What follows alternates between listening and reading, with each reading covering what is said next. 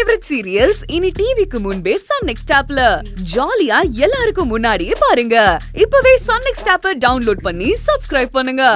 தெய்வான உனக்கு பிடிச்ச சட்னி செஞ்சு எடுத்துட்டு வந்திருக்கேன். ஏன் தேன் இதெல்லாம்? புனிதா, என்னம்மா இதெல்லாம்?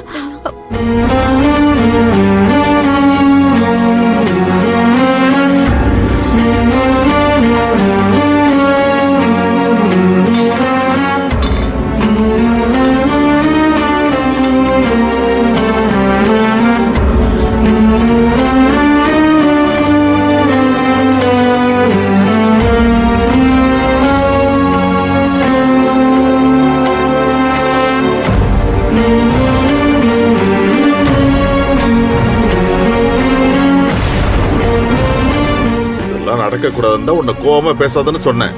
போதுமா? இதை விட ஒரு அசிங்கம் வேணுமா? தேனே, இதெல்லாம் என்ன பழக்கம்? என்னமோ எங்க வீட்ல சாப்பாட்டுக்கே இல்லாத மாதிரி நீ உன் பொண்ணுக்கு உங்க வீட்ல இருந்து சமைச்சு எடுத்துட்டு வந்திருக்க. இதெல்லாம் எனக்கு சுத்தமா பிடிக்கலமா.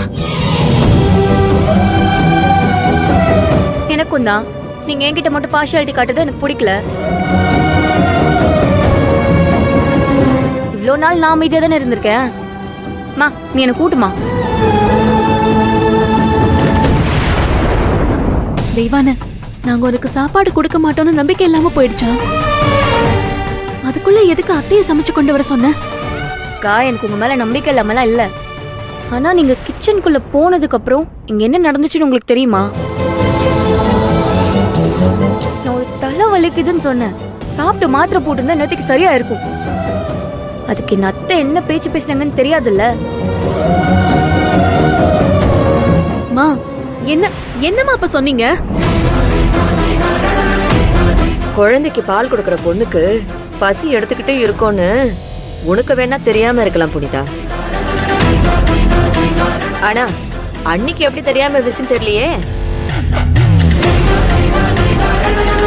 என் பேத்தி எங்க வீட்டு வாரிசு இங்கதான் இருக்கணும்னு சொன்னவங்க அந்த பேத்திய பெத்த என் பொண்ணையும் கவனிச்சு பாத்துக்கணும்னு தோணலையா?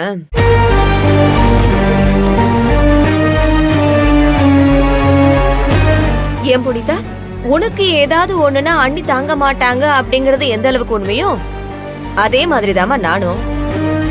இத்தனைக்கும் தேவான என்னுடைய ரத்தம்.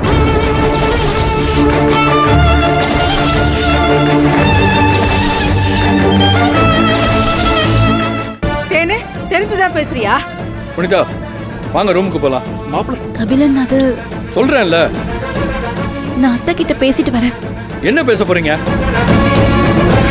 உங்க அம்மா அசிங்கப்படுத்துறதா நினைச்சு அவங்க உங்களை அசிங்கப்படுத்திட்டு இருக்காங்க. இந்த வீட்டுக்கு உங்களுக்கு எந்த சம்பந்தம் இல்லைன்னு மட்டும்தான் இங்க இருக்கிற யாரும் சொல்லல.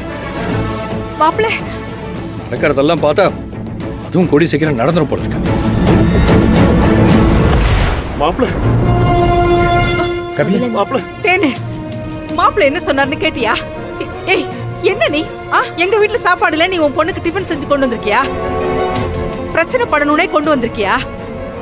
சரவணா, இவ்ளோ பிரச்சனை நடந்துகிட்டு இருக்கு, நீ பாட்டுக்கு எல்லாத்தையும் பாத்துக்கிட்டு சும்மா நின்னுகிட்டு இருக்க. என்னமா பண்ண சொல்றீங்க? எனக்கு எல்லாத்த விட தெய்வானையோட ஹெல்த் தான் முக்கியம். இப்பதான் அவளுக்கு குழந்தை பிறந்திருக்கு. அத்தை அவளை எப்படி பாத்துப்பாங்கன்னு தெரியுமா? பெட்டை விட்டு கூட அவளை கீழே இறங்க விட மாட்டாங்க. நல்லா சொல்றடா நீ. தேனு தெய்வானையே நல்லா பாத்துக்குவான்னு சொல்றேன். அப்போ நானும் என் பொண்ண நல்லா பாத்துக்கணும்னு நினைக்கிறதுல தப்பு இல்லையே. போத நிறுத்துங்க அண்ணி. என்னைக்குமே உங்களை நான் என் அம்மா மாதிரி தான் பாத்துக்கிட்டு இருக்கேன். அதனாலதான் நான் ரொம்ப அமைதியா போய்கிட்டு இருக்கேன்.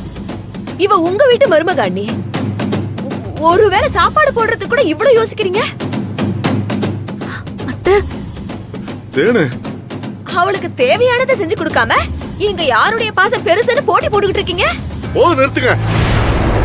நீங்க எல்லாரும் பேசுறத கேட்க எனக்கு ரொம்ப கஷ்டமா இருக்கு.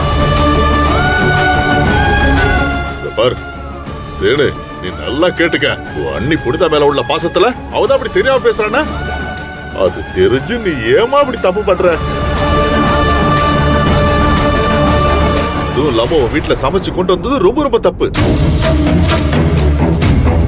ஏமாமா, என் அம்மாவை மட்டும் தப்புன்னு சொல்றீங்கல்ல, உங்க கண்ணு முன்னாடியே நான் தலைவலின்னு சொல்லிட்டு ரூமுக்கு போறேன்.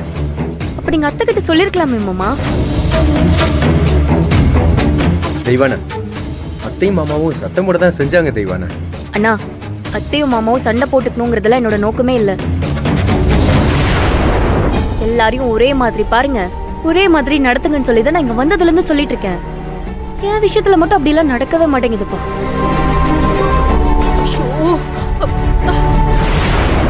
இன்னும் நல்ல சண்டை போடுங்க தெய்வானக்கா. நீங்க களை இறங்கினாதான் சண்டை இன்னும் விறுவிறுப்பா இருக்கும். அமுதா, நீ பெரிய ஆளுதான்.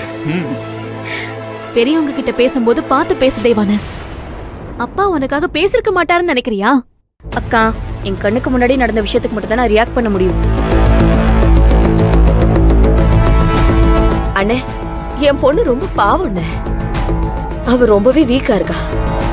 தினமும் சாப்பிடுறதுதான் இங்க போராட்டம்னா, இனிமே நானே சரவணனுக்கும் தேவானைக்கும் வீட்ல இருந்து சமைச்சு எடுத்துட்டு வந்துடுறேன். இதெல்லாம் நல்லா இல்ல தேனே. இங்க நான் ஒரு கணக்குக்கு மட்டும் தான் இருக்கேன். என்னமோ பண்ணுங்க. என்னங்க என்னங்க? மாமா, நானும் வர்றேன் மாமா. அத்தை, தெய்வானைய நான் பாத்துக்கிறேன். நீங்க எதுவும் சமைச்செல்லாம் இங்கே கொண்டு வர வேண்டாம். புனிதா, என் பொண்ணுக்காக சமைக்கிறது ஒண்ணும் எனக்கு பெரிய விஷயம் கிடையாது. இத பாரு, உனக்கு அம்மா நான் இருக்கேன், அத ஞாபகத்துல வச்சுக்கோ. மத்தவங்களுக்கும் அதெல்லாம் ஞாபகம் இருக்கட்டும். இந்தா, நீ சாப்பிடு. போதுமா? சரவணா, தம்பி, உங்களுக்கும் டிஃபன் எடுத்துட்டு வந்திருக்கேன். நீங்களும் உட்காந்து சாப்பிட்டுருங்க. தண்ணி எடுறி. அப்புறம் உங்க 2 பேருக்கும் என்ன வேணும்னு எப்ப வேணும்னாலும் எனக்கு ஃபோன் பண்ணி சொல்லுங்க. நானே உங்களுக்கு வாய்க்கு ருசியை சமைச்சு எடுத்துட்டு வரேன். புரியுதா? உடம்ப பாத்துக்கோடி. வரேன் வரேன் அண்ணி. என்ன?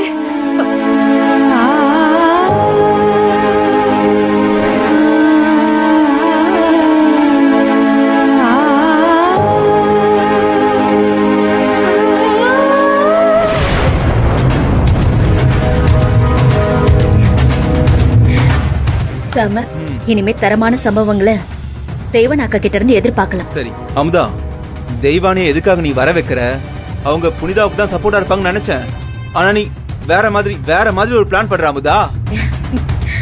மாமா, எங்க பத்த வச்சா எங்க வெடிக்கும்னு எனக்கு தெரியும். தெய்வானாக்காவை தூண்டி விட்டு புனிதாவுக்கு நெருக்கடி கொடுக்கறது தான் என்னுடைய திட்டமே. அத்தை இன்னைக்கு புனிதாவை ரெஸ்ட் எடுக்க சொன்னாங்கல்ல,